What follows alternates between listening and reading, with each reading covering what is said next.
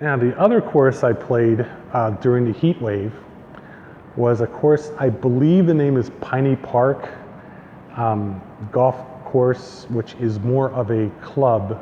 It's like a resort. Yeah, it's a resort, golf resort. And this is a place, they have a pool in the middle of the area where you tee off. There's a big white old mansion type place that the clubhouse is behind. So you pull up in the middle of this set of three big colonial style places, big white colonial style houses, and one of them is the back of it is a clubhouse, and there's a pool next to it. That's on the right, and then on the left there's another like mansion clubhouse, but it's not a clubhouse, it's just some kind of hotel or something. And then there's another one behind all of that is also about the same size. So you pull in there and you'll see these three big white colonials. The clubhouse, you want to go to the right, go behind it. The building that you first see to the right, go behind that, and the clubhouse is down the hill. And it's like a little sort of back of the bigger white building on the right side, just past the pool.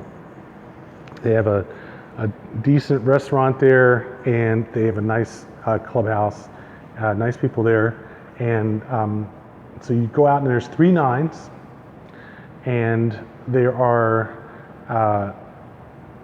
3 different nines. There are 3 definitely different characters. I think the first 2 are about 3,500 yards from the back tees each, and the third one is around 2,800 yards from the back tees. But none of them are easy. I would definitely say that this course is a challenge on all 3 of these courses, even the short courses. It's much more of a real golf course in a sense, except for the pool and all the people making noise and stuff in the pool, but much more of a real course. Course is definitely pro level course. They have a blue course, a red course, and a yellow course, and I forget the exact name of each one of the courses, but it's like rosewood and arborwood and breezewood or something like that. But the courses I played were the blue course and the red course, and believe me, the blue course was not easy. It was not the hardest course I played, but it was definitely a challenge. And I think when I looked up this set of courses, I looked up the same combination on the USGA golf course registry. It was about a 133 slope for the 2 courses. And they were fairly different courses. The first course I played, the blue course, was quite a challenging course. There's absolutely no doubt about it. Some of the shots from the back tees were really nice. The only thing that marred the course really was the fact that there's like so many courses that are big sprawling courses. They have a clubhouse in the center of the sprawl, and then there's a road that goes up through the center of the course, up to the center of the course, and you've got to contend with traffic on that road on playing at least 1 or 2 of the holes. So it's not uncommon that you're lining up to take a shot and suddenly a car will come around behind the shot that you're trying to hit in the green or whatever to come down your right side. And it can happen from in front of you, it can happen from behind you, you know. And so that was a mild distraction. The course had some water on it, not a lot. There was a creek that ran through the center of the course. There were some houses, very, well off the course on some of the holes. But really only a few houses, nothing major. There was definitely no condos or anything like that.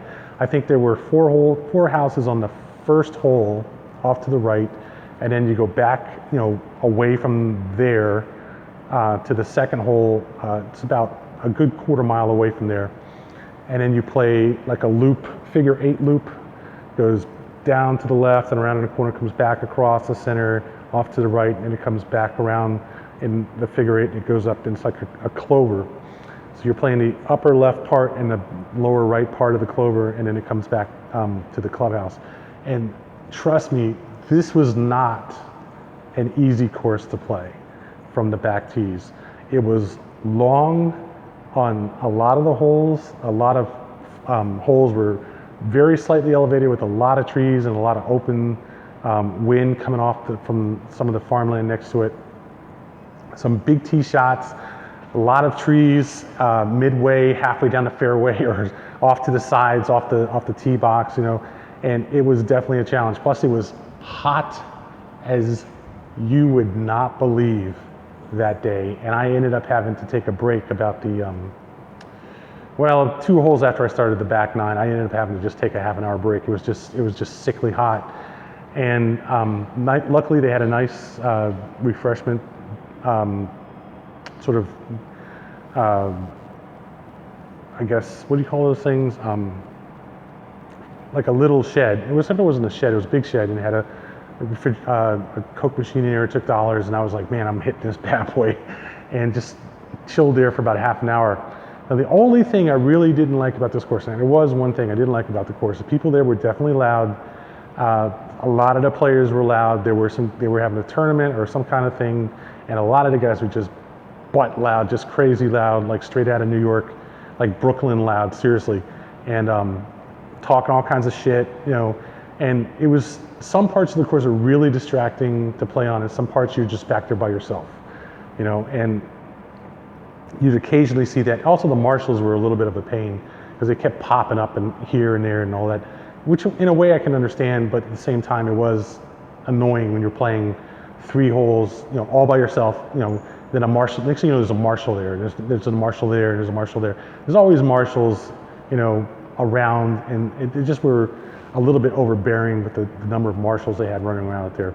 But at the same time, I can understand it because it was hot, and I could definitely see that they would want to have marshals running around making sure people weren't dropping from their carts or just passing out in the fairway. So that was pretty cool. And it wasn't like the easier course wasn't that easy either. It still had, you know, trees, fairways, slopes, rises up and down, some water. It was shorter, but it wasn't like it was easy. And it was a good challenge, some good holes on it, definitely. Tight fairway shots off the tee. I had a good amount of fun playing this course. The only thing is you really have to kind of tune out. I had to tune out some of the nonsense that was going on from some of the other players. And you come into the 18th green, and the 18th green is right there behind the clubhouse where the pool is. And usually, at least there were people just sitting there drinking beer, you know, in the trees in the shade. And I'm like, okay, fine, you know, it's casual. So not some place you want to be too worried about noise or distractions, but a good course, a good fun course. It was a lot of fun to go out and play it, and I absolutely enjoyed playing the course. And this course, the funny thing about it is there's a couple ways to get there. It's not far from the course I played the last time, Henry's. It's about a 20-mile drive from there, 20 minutes or 20-mile drive, depending on how you look at it. But the way I chose to get there, it was like this really backwoods, twisty kind of in the middle of nowhere road to get there. And then when I came out a much easier way, and then I passed right by this other course, and I was like, wow, geez, okay, fine, I could have taken this road to get there, and I would have been here a lot easier. The way I went there at first, which was to take the highway almost to the course, and then take short back roads back there, I would definitely not recommend going that way. Take like the road to Henry's, and then go from Henry's to this other course. And it was a much easier drive. And there were some places to stop and get some, you know, fluids and stuff on the way. Much more fun. If you want a twisty, turny, pothole, you know, buckled back road challenge, take the first way that I went. That was definitely like 30 minutes of you know, almost nonsense driving back there. So it was fun. I enjoyed it. Definitely recommend it. It was not a quiet course, and there are some serious distractions on this course. But overall, the golf was worth it. It was worth a drive, worth playing it. It was not expensive at all. Another $30 course for 18 with a cart on a Saturday. And I really definitely enjoyed playing the course. And this course, it's a better course, but there were more distractions. So I give it the same B that I gave Henry's, but it was fun. That's all I can say. I can't complain about it at all. It was a fun course to play. I believe it's Peter Park Golf Club. It's something with 2 P's. I just can't remember exactly what it is. It'll be in the description. and 2 courses that were definitely fun, not wholly different from anything I've ever played before. Fairly typical in some ways, but still fun courses, good challenging courses, and 100% playable courses. Definitely, there was nothing about the golf course itself that I did not like. So I'll give it a B.